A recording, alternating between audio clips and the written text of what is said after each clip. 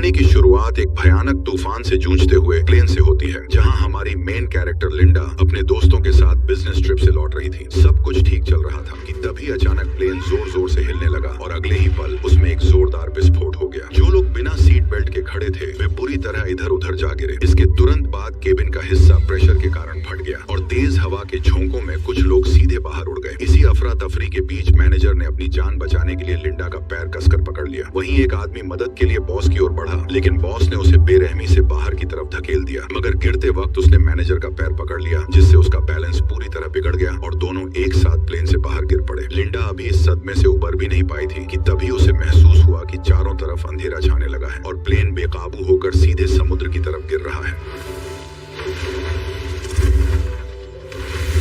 खुशकिस्मती से टक्कर का एंगल ऐसा था कि प्लेन तुरंत फटा नहीं और उसकी जान बच गई। लेकिन तेजी से अंदर घुसते पानी को देखकर लिंडा ने तुरंत सीट बेल्ट खोली और तैरकर बाहर निकल आई। लेकिन बच जाने के बाद भी उसे कोई राहत नहीं मिली, क्योंकि वह अब एक सुनसान और कभी खत्म न होने वाले समुद्र के बीच फंसी हुई थी। तभी दूर उसे एक छोटा सा टापू नजर आया और वह पूरी ताकत लगाकर उसकी तरफ तैरने लगी। सुबह होते ही वह किसी तरह उस टापू तक पहुंच गई और फिलहाल उसकी जान बच गई। लेकिन उसे अंदाजा नहीं था कि असली खतरा तो अब शुरू होने वाला है। थोड़ी दूर चलने के बाद उसकी नजर किनारे पर पड़े एक आदमी पर गई। वह तुरंत उसकी तरफ भागी और पास जाकर देखा तो उसे पता चला कि वो कोई और नहीं बल्कि उसका बॉस ब्रैडली था। वह भी हादसे में बच गया था और बेहोशी की हालत में लहरों के साथ बहकर यहाँ तक आ पहुंचा था। हालांकि गिरने के दौरान उसकी टांग टूट गई थी, लेकिन बाकी लोगों में से सिर्फ वही बचा था। पर फिर भी लिंडा उसे देखकर खुश नहीं थी, क्योंकि कंपनी में वह सबसे ज्यादा उसी से नफरत करती थी। दरअसल वह स्ट्रेटेजी डिपार्टमेंट की सबसे काबिल कर्मचारी थी और अपनी मेहनत से बॉस का भरोसा जीतकर मैनेजर बनने वाली थी। लेकिन ज्वाइनिंग से ठीक पहले बॉस की मौत हो गई और उसका बेटा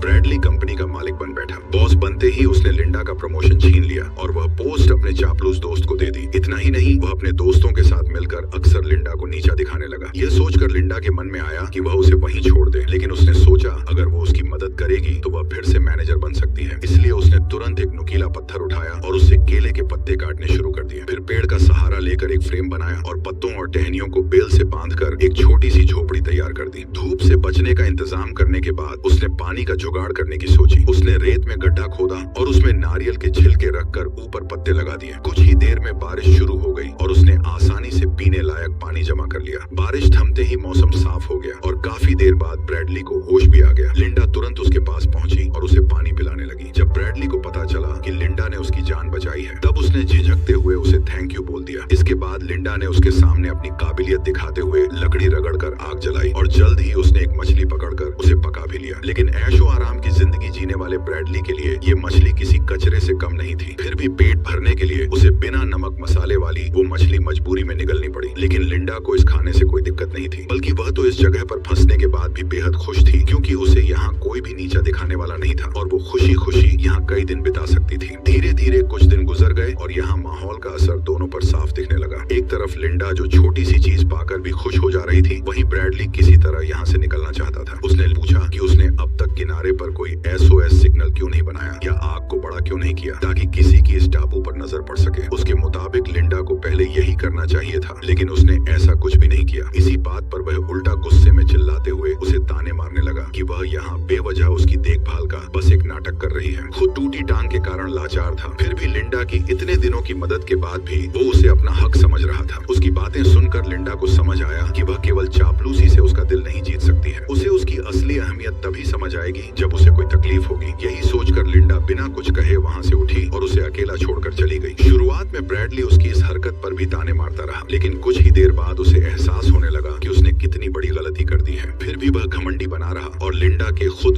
लौटने का इंतजार करने लगा। लेकिन ऐसा ही करते करते पूरा एक दिन बीत गया और आखिरकार उसका घमंड टूटने लगा। लेकिन रात तक भी लिंडा वापस नहीं आई। गहरी रात में तेज तूफान चलने लगा और कुछ ही देर में लिंडा की बनाई झोपड़ी भी उड़ गई। अगले ही दिन तपती धूप ने हालत और खराब कर दी। ज्यादा गर्मी की वजह से ब्रैडली डिहाइड्रेशन के चलते बेहोश हो गया। जब लिंडा उसे काफी तड़पा चुकी थी, तब वह पानी लेकर वापस आ गई। उसे देखते ही ब्रैडली ने बिना कुछ सोचे तेजी से पानी पीना शुरू कर दिया। अब उसे समझ आ गया था कि वह पूरी तरह लिंडा पर ही निर्भर है और वह उस पर अपना हक नहीं चला सकता। लेकिन तभी उसकी नजर उस भाले पर पड़ी जिसका इस्तेमाल लिंडा खतरनाक जंगली सुअर के शिकार के लिए करने वाली थी। उसे पता था कि वह सुअर बेहद जानलेवा है, इसलिए उसने लिंडा को जंगल में जाने से मना किया, क्योंकि अगर लिंडा को कुछ हो गया तो उसकी खुद की जान भी खतरे में पड़ जाएगी। लेकिन लिंडा ने उसकी एक भी बात नहीं मानी और वह सीधे जंगल के अंदर चली गई। जब वह चुपके से शिकार को ढूंढ रही थी। तभी अचानक उस जंगली सुअर ने लिंडा को टक्कर मारकर हवा में उछाल दिया।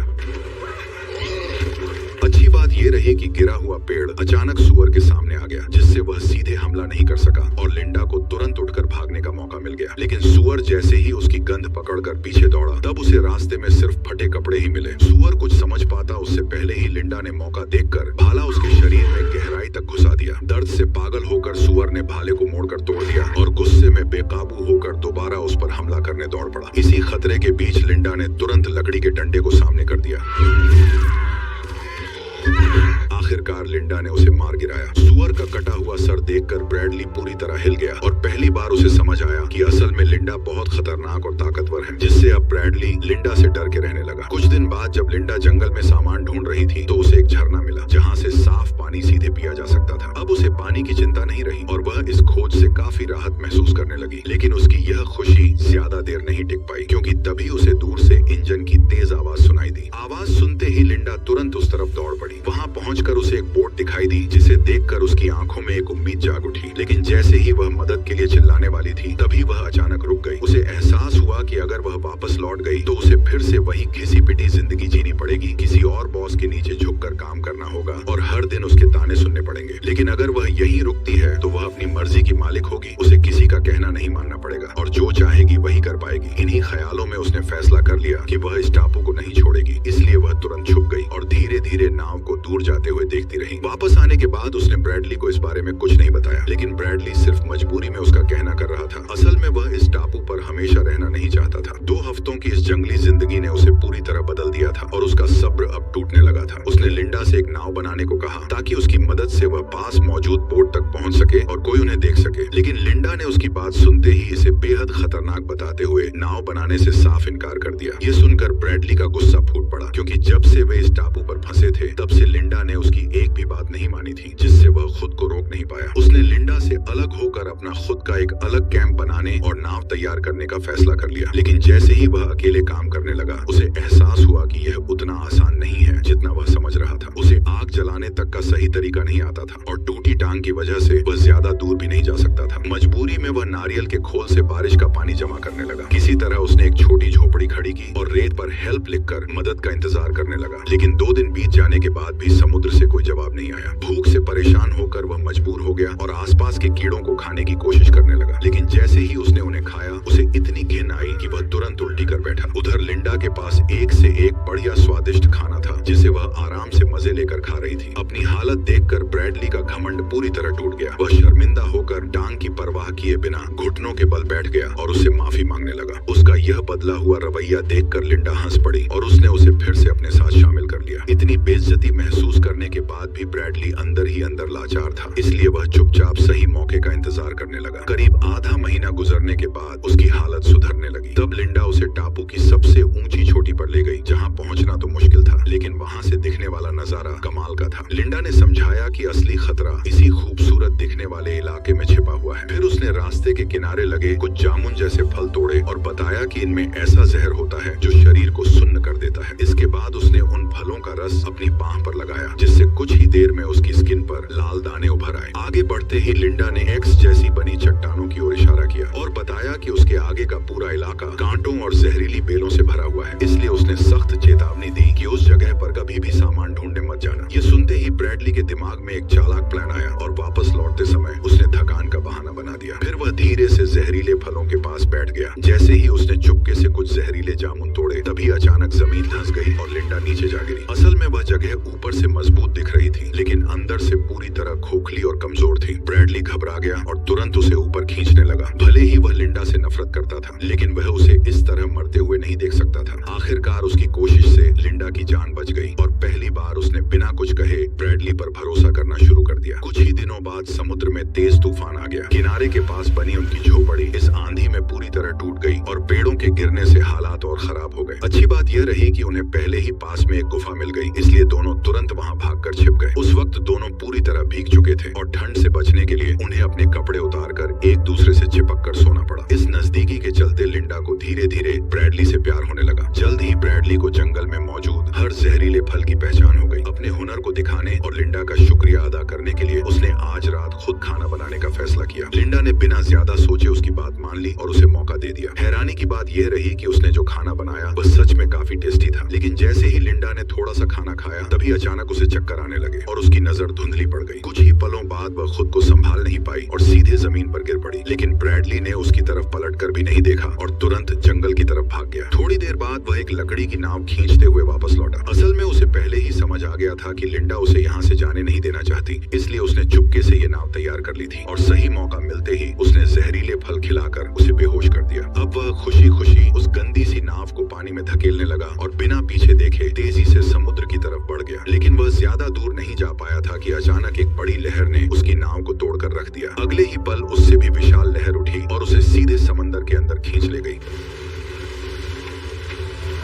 खुशकिस्मती से वह ज्यादा दूर नहीं गया था, इसलिए होश में आते ही लिंडा ने तुरंत उसे किनारे खींचकर बचा लिया। होश में आते ही ब्रैडली घबराकर उसे माफी मांगने लगा, लेकिन लिंडा ने कुछ नहीं कहा और चुपचाप उसे पका हुआ केकड़ा थमा दिया। ब्रैडली ने बिना सोचे समझे उसे खा लिया, लेकिन कुछ ही देर में उसका मुंह अजीब तरीके से सुन्न पड़ गया। देखते ही देखते यह असर उसके पूरे शरीर में फैलने लगा और वह समझ नहीं पाया कि आखिर हो क्या रहा है। तभी लिंडा ने सच्चाई बताई कि यह ब्लू रिंग ऑक्टोपस का जहर है जो शरीर को सेकंडों में पैरालाइज कर देता है और इंसान चाहकर भी हिल नहीं पाता। असल में यह सब उसने ब्रैडली को सबक सिखाने के लिए किया था। इसके बाद उसने एक चाकू निकाला, उसे थोड़ा गर्म किया और तुरंत ब्रैडली की पैंट उतार दी। धीरे धीरे वह उसके पास आई और इशारों में उसे समझाने लगी कि वह अब क्या करने वाली है। यह देखकर ब्रैडली पूरी तरह घबरा गया। तभी अचानक लिंडा ने चाकू चलाया और अगले ही पल खून की पिचकारी चल गई, जिससे ब्रैडली का गला लाल हो गया। ये देखकर लिंडा मुस्कुराने लगी। फिर उसने वो चीज दिखाई जिसे उसने काटा था। दरअसल वह कोई इंसानी अंग नहीं बल्कि एक चूहा था। ये सब उसने सिर्फ ब्रैडली को डराने के लिए किया था, ताकि वह दोबारा ऐसी हरकत करने की हिम्मत न करे। उसकी चालाकी और हाथ में पकड़े चाकू ने ब्रैडली का सारा घमंड तोड़ दिया और वह बिना सावल जवाब किया उसका कहना मानने लगा। लेकिन यह कंट्रोल लिंडा ज्यादा देर तक एंजॉय नहीं कर पाई। एक दिन जब वह सामान ढूंढ रही थी तभी फिर से दूर से इंजन की आवाज सुनाई दी। इस बार सामने वाला भी उसे देख चुका था। जैसे जैसे नाव पास आई लिंडा ने देखा कि वह कोई और नहीं बल्कि ब्रैडली की मंगेतर जेनी थी। दरअसल रेस्क्यू टीम भले ही हार मान चुकी थी, लेकिन जेनी ने उम्मीद नहीं छोड़ी थी और लगातार उसी इलाके में ब्रैडली को ढूंढ रही थी और अब जाकर उसकी तलाश खत्म हो गई। लिंडा जबरन जेनी को देखकर मुस्कुराने लगी, जैसे वह उसे बेहद देखकर खुश हो। फिर मजबूरी में उसने जेनी को बता दिया कि ब्रैडली जिंदा है, लेकिन लिंडा अभी भी इस टापू को छोड़ना नहीं चाहती थी, जबकि जेनी को अब उन दोनों के जिंदा होने का सच पता चल चुका था। हालांकि यह बात सिर्फ जेनी और उसके साथ आए गाइड को ही पता थी। इसी वजह से लिंडा ने मन ही मन एक खतरनाक फैसला कर लिया। उसने झूठ बोला कि उसे एक छोटा रास्ता पता है और दोनों को उसी दिशा में ले जाने लगी। थोड़ी देर बाद वो उन्हें एक खतरनाक चट्टान के किनारे पर ले आई, जहाँ वह खुद मरते मरते बची थी। फिर उसने जूते के फीते बांधने का बहाना बनाया और दोनों को आगे बढ़ने के लिए कह दिया। जैसे ही जेनी ने आगे कदम रखा जमीन अचानक धंस गई और वह सीधे नीचे गिरने लगी। दरअसल यह सब लिंडा का दोनों को मारने का प्लान था, लेकिन किस्मत से सिर्फ जेनी ही फंसी थी और गाइड अभी भी जिंदा था। उसी वक्त लिंडा अंदर ही अंदर सोच में डूब गई कि वह क्या करे और क्या न करे। कुछ समय बाद वह अकेली ही ब्रैडली के पास लौट आई और बाकी दोनों के साथ क्या हुआ ये जल्द ही पता चलने वाला था। चट्टान से लौटने के बाद लिंडा अंदर ही अंदर टूटती जा रही थी। उसे खुद पर यकीन नहीं हो रहा था कि उसने ये क्या कर दिया है। तभी ब्रैडली वहाँ आया और उसे जंगल चलकर खाना लाने को कहा, लेकिन लिंडा ने तबीयत का बहाना बनाकर साफ मना कर दिया। मौका मिलते ही ब्रैडली ने चाकू उठाया और बिना कुछ कहे जंगल की तरफ निकल गया। जंगल के अंदर पहुंचते ही उसने शिकार करने का फैसला किया और कुछ देर पीछा करने के बाद उसे एक छोटा जंगली सूअर नजर आया। वह धीरे धीरे उसके करीब पहुंचा, लेकिन अगले ही पल अचानक उसकी नजर जमीन पर गई। दरअसल जहाँ सूअर मिट्टी खोद रहा था वहीं से इंसान का एक हाथ बाहर निकला हुआ था। करीब जाकर देखते ही ब्रैडली के होश उड़ गए, क्योंकि वह हाथ उसकी अपनी मंगेतर का था। उसके हाथ में पहनी अंगूठी वही थी जो उसने सगाई के वक्त उसे पहनाई थी। ये सच सामने आते ही ब्रैडली का गुस्सा बेकाबू हो गया और वह तेजी से लिंडा की तरफ भागा। जैसे ही लिंडा ने उसे अपनी ओर आते देखा वह एक पल के लिए घबरा गई। ब्रैडली ने हाथ में अंगूठी दिखाते हुए पूछा कि तुमने ऐसा क्यों किया। अंगूठी देखते ही लिंडा सब समझ गई। उसने खुद को बचाने के लिए कहा कि यह सब एक हादसा था, लेकिन ब्रैडली को उसकी बात पर बिल्कुल भी यकीन नहीं हुआ। हालात बिगड़ते देख लिंडा ने धीरे से अपनी कमर की तरफ हाथ बढ़ाया, लेकिन ब्रैडली पहले ही वो चाकू चुरा चुका था। ये देखकर लिंडा घबरा गई और तुरंत जंगल की ओर भागने लगी। ब्रैडली भी उसके पीछे दौड़ पड़ा। जब लिंडा के पास बचने का कोई रास्ता नहीं बचा तब उसने तुरंत एक नया प्लान बनाया। उसी वक्त ब्रैडली ने पेड़ के पीछे उसकी परछाई देख ली, लेकिन जैसे ही वो वहाँ पहुंचा उसे सिर्फ उसके छोड़े हुए जूते ही मिले जिसके फीते गायब थे, जिससे उसे कुछ गड़बड़ महसूस हुई। अचानक लिंडा पीछे से उस पर टूट पड़ी और फीते से उसका गला कसकर दबा दिया, जिससे ब्रैडली का सांस लेना मुश्किल हो गया। ब्रैडली ने पूरी ताकत से खुद को छुड़ाने की कोशिश की, लेकिन लिंडा ने पकड़ ढीली नहीं की। इस धक्का मुक्की में ब्रैडली के हाथ से चाकू छूटकर नीचे गिर गया गया। तभी आखिरी जोर लगाकर उसने लिंडा के बाल खींचे और उसे पलटकर जमीन पर गिरा दिया। इसके बाद वह उसके ऊपर चढ़ गया और उसका चेहरा कीचड़ में दबाकर उसे खत्म करने की कोशिश करने लगा। तभी मौका मिलते ही लिंडा ने चाकू उठा लिया।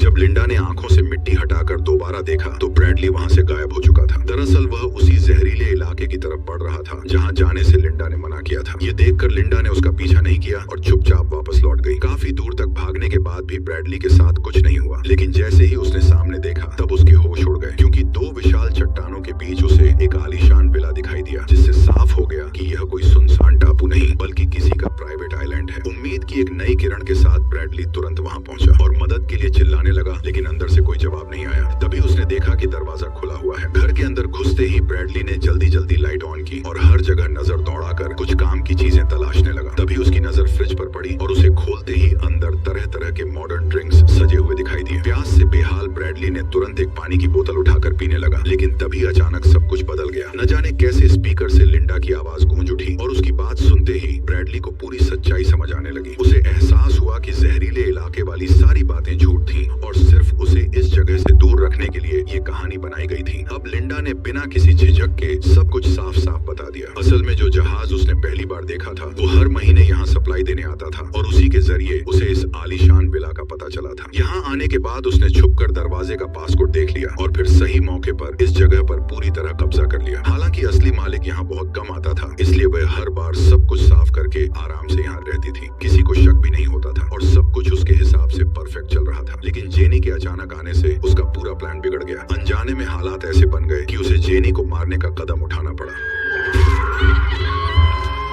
उसकी ये सच्चाई सुनकर ब्रैडली के रोंगटे खड़े हो गए। अंधेरे में इधर उधर टटोलने पर भी उसे कंट्रोल रूम नहीं मिला। तभी अचानक हालात पलट गए, क्योंकि लिंडा खुद उसे ढूंढते हुए वहां पहुंच गई। दरअसल उसने पहले ही इस विला के अंदर से एक शिकार वाली बंदूक हासिल कर ली थी। ब्रैडली ने जैसे ही उसे देखा तो वो तुरंत घुटनों पर गिर गया और अपनी जान की भीख मांगने लगा। उसने कहा कि वह अब भागेगा नहीं बल्कि यहीं रहकर उसी के साथ जिंदगी बिताएगा। इतना ही नहीं, उसने ये भी कहा कि इस दौरान वह सच में उससे प्यार करने लगा है। लिंडा को यकीन दिलाने के लिए वह दोनों के बीच बिताए खूबसूरत पलों की बातें करने लगा। उसकी बातें सुनकर लिंडा को कुछ गड़बड़ लगी। तभी उसकी नजर पीछे रखे बैल के सिर पर गई, जहां से एक सींग गायब था। और फिर अगले ही पल लिंडा ने पास रखी गोल्फ स्टिक उठा ली, जबकि ब्रैडली ने भी बंदूक अपने हाथ में ले ली। लेकिन जैसे ही उसने ट्रिगर दबाया, बंदूक खाली निकली। असल में यह सब पहले से ही लिंडा का सोचा समझा प्लान था। अगले ही पल उसने बिना वक्त गवाए गोल्फ स्टिक उठाई और ब्रैडली पर लगातार वार करने लगी। आखिरी वार इतना जोरदार था कि ब्रैडली वहीं खत्म हो गया। यहीं पर कहानी भी खत्म हो गई। लिंडा ने पूरे विला को साफ करके खुद को एकमात्र जिंदा बची इंसान के रूप में पेश किया। फिर उसने इस पूरे हादसे को एक सर्वाइवल मिरेकल की तरह दिखाकर खुद को मशहूर बना लिया और धीरे धीरे वह बहुत अमीर बन गई।